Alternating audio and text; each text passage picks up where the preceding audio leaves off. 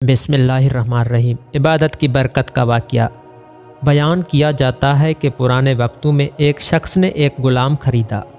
ग़ुलाम ने मालिक से कहा कि ए आका, मैं आपसे 3 शर्तें चाहता हूँ। पहली शर्त यह है कि जब नमाज का वक्त आ जाए तो मुझे नमाज से ना रोकेंगे।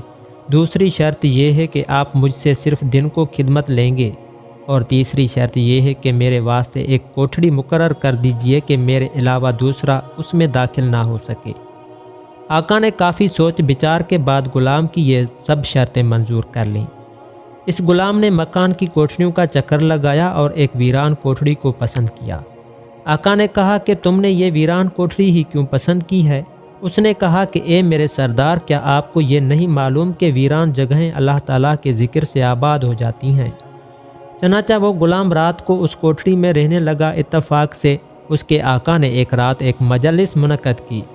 बस जब आधी रात हुई और इसके दोस्त अहबाब चले गए तो मालिक उठा और घर का चक्कर लगाने लगा। जब ग़ुलाम के हिजरे के छत पर पहुंचा तो क्या देखता है कि उसमें नूर की एक कंदील निकल रही है जो ऊपर से नीचे को लटकी हुई है, और वो ग़ुलाम सजदे में अपने रब से दुआ कर रहा है। और जब सरदार ने कान लगाकर सुनना चाहा तो वो कह रहा था कि ए मेरे रब, तूने दिन में मालिक की खिदमत मेरे ज़िम्मे वाजिब कर दी है। अगर मेरे ज़िम्मे यह खिदमत ना होती तो रात दिन सिर्फ़ तेरी ही खिदमत में मशगूल रहता। मालिक तुलू सुबह तक इस मंज़र का नज़ारा करता रहा। इसके बाद वो कंदील आसमान पर चली गई और छत बंद हो गई। मालिक ने अपनी बीवी से ये वाक़या बयान किया।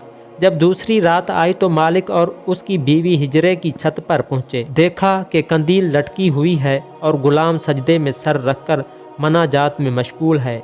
अगले दिन मियाँ बीवी ने ग़ुलाम को बुलाया और उससे कहा कि तू अल्लाह के वास्ते आज़ाद है, ताकि तू उस ज़ात पाक की इबादत के वास्ते फारिग रहे जिससे तू मादरत करता था।